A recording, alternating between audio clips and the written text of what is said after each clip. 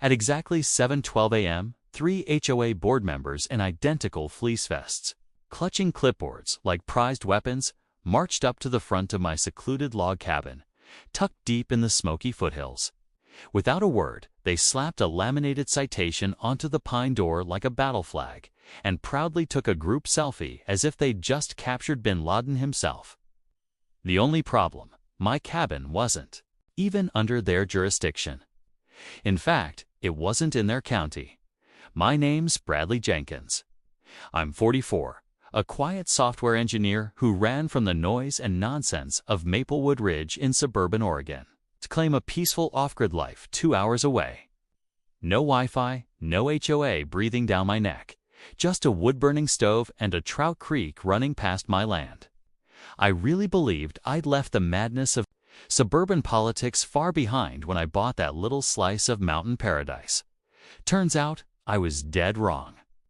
Back in Maplewood Ridge, the HOA was ruled with an iron grip by Cynthia Vance, a platinum blonde dictator in pearls with a personal crusade against uninvolved homeowners. I'd made the cardinal sin of dropping out of HOA Zoom calls after sitting through a 4-hour debate about mailbox glossiness. That single act apparently painted a target on my back. The harassment began quietly, with letters. The very first one arrived on a Tuesday via certified mail. Cynthia accused me of illegal detachment from community oversight and claimed my off-grid cabin violated aesthetic unity protocols. I responded politely but firmly, explaining that the cabin wasn't even part of Maplewood Ridge. Cynthia fired back by slapping me with $500 per week in fines for non-compliance with visual expectations. I laughed. Who in their right mind would try to fine someone for a property they didn't even completely govern? Then things got weird. My neighbor Thomas Brooks called one afternoon, half amused and half alarmed. He'd spotted Cynthia's husband, Arthur, hovering a drone over my property line from the public road to spy on my cabin. Another neighbor, Nancy Hughes, later caught Cynthia herself. Yes, Cynthia, photographing my compost bin and muttering about feral landscaping. The woman had actually driven 2 hours into the mountains just to photograph my vegetable garden. The stunt escalated when I opened a thick legal envelope from the HOA's law firm. Inside was a lien notice against my actual townhouse back in Maplewood Ridge. It claimed I owed $30,000 in unpaid HOA fees tied to off-site structures. My hands shook as I read it. They were actually trying to seize my real home for a cabin that had nothing to do with their HOA. That's when I called Richard Hayes, a retired JAG officer turned property lawyer. When I showed him the so-called jurisdiction map they'd attached, he nearly fell out of his chair, laughing. Someone had literally taken a black Sharpie to the boundary map, crudely extending it to swallow my cabin property. It looked like something a bored kid would doodle. Richard immediately filed a countersuit for harassment, fraudulent lien placement, and trespassing. Cease and desist letters were sent to every board member, but Cynthia didn't back off. She doubled down. Soon, I was receiving daily violation notices for everything from unauthorized wildlife feeding because of my bird feeders to improper waste management for my perfectly legal septic system. Then came the unexpected twist. A local news station, Channel 7 News, picked up the story after Richard tipped them off. Their segment, HOA Leader Claims Control Over Unaffiliated Land, aired during prime time. Cynthia, apparently thrilled to have a platform, sat for an interview with her pearl necklace perfectly in place and her hair shellacked to TV perfection. Then she whipped out hand puppets, yes, hand puppets, to explain her theory of extended governance. She used a princess puppet for the HOA and a troll puppet for non-compliant homeowners. The anchor's frozen smile said it all. Within days, I'd secured a restraining order against Cynthia and her HOA lackeys. The county sheriff with actual jurisdiction over my land, Sheriff Lawson, issued a statement that made me choke on my coffee, laughing. He said, "This land has no HOA and never will. Also, stop stapling laminated notices to trees. That's littering.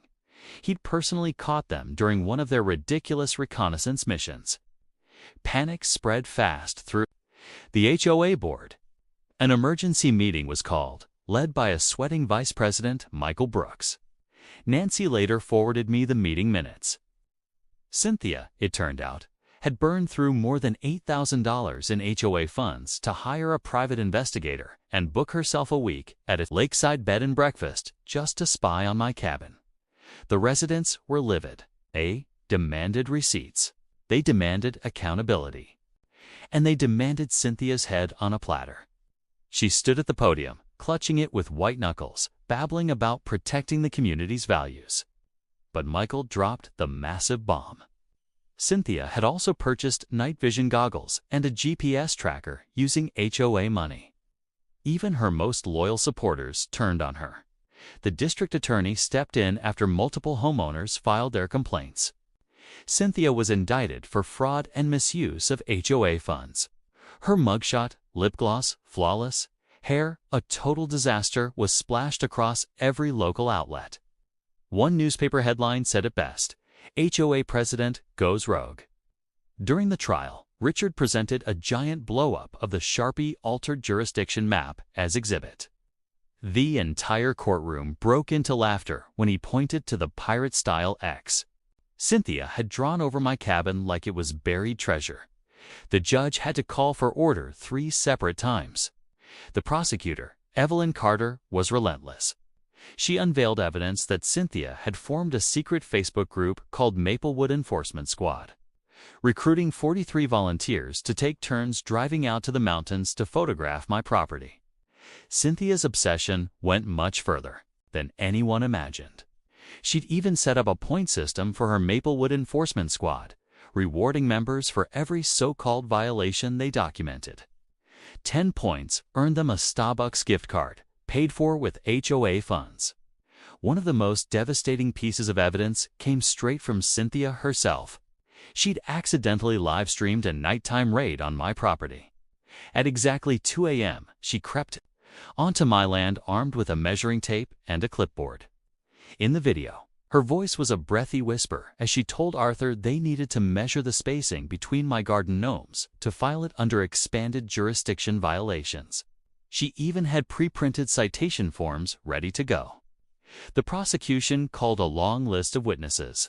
Martha Jenkins, one of the elderly residents of Maplewood Ridge, testified that Cynthia had once knocked on her door with a PowerPoint presentation on a tablet, trying to convince her to sign a petition that would extend the HOA's reach to any property owned by a Maplewood resident anywhere in the world.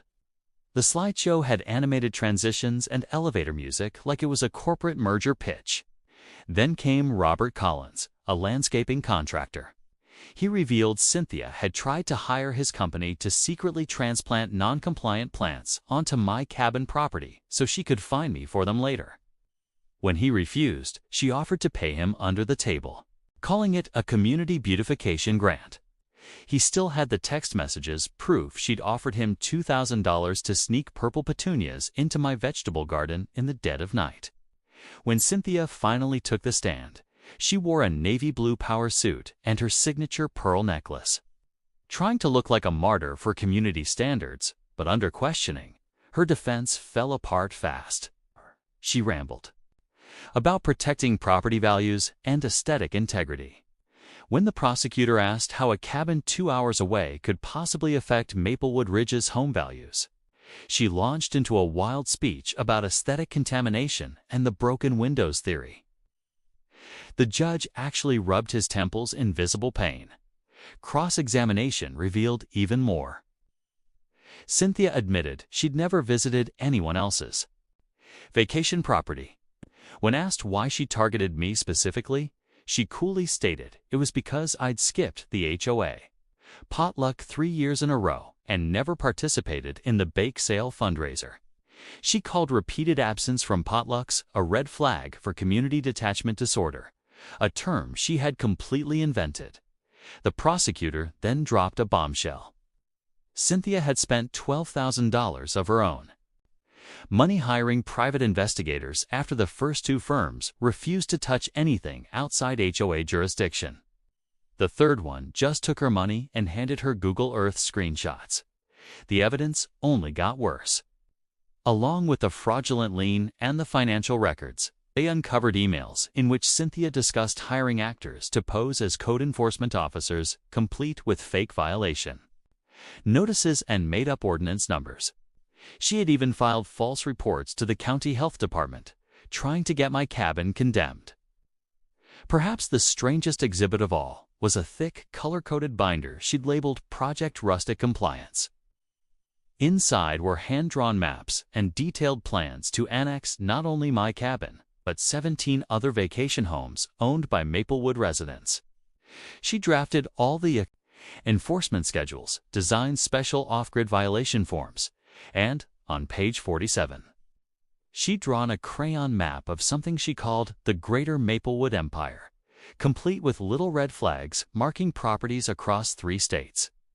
A forensic accountant testified next. Cynthia had built a shadow budget inside the HOA's accounts, funneling money into categories like miscellaneous beautification and emergency aesthetic response. Over 18 months, she had secretly diverted nearly $40,000 toward her personal surveillance campaign. She'd even purchased a used van, painted it to look exactly like an official HOA patrol vehicle, and slapped magnetic door logos and an amber light bar on top to complete the illusion. The verdict came swiftly. Cynthia was found guilty on all counts: fraud, embezzlement, harassment, and abuse of fiduciary authority. Senior District Judge William Harrison didn't mince words. In 30 years on the bench, he said he'd never seen such a flagrant, delusional abuse of HOA power. He called her actions vindictive, borderline psychotic, and an embarrassment to community governance. Her punishment was severe. Cynthia was banned from holding any HOA roles statewide, ordered to pay $50,000 in restitution to the HOA and $30,000 to me for legal fees and emotional distress. She received a 3-year federal sentence with 2 years suspended, meaning 1 year behind bars and another 2 years of probation, including 300 hours of community service, helping people navigate HOA disputes. But the judge didn't stop there. He ordered a full psychiatric evaluation and monthly therapy sessions, focused on power dynamics and boundary control. Her real estate license was suspended for 5 years, effectively ending her property management career.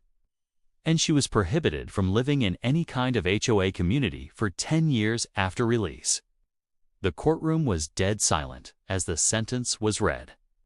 Cynthia's face drained from red to white to a blotchy, furious purple. She jumped up so fast her chair slammed to the floor.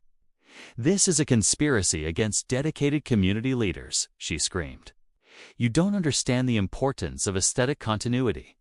As bailiffs advanced, she furiously snatched her oversized purse and hurled her HOA president's gavel at the prosecutor, missing by a wide margin.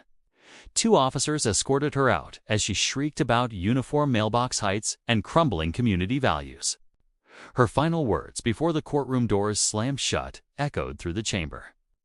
"You'll all have mismatched mailboxes and like it." If you enjoyed this story, subscribe to HOA Conflicts for more.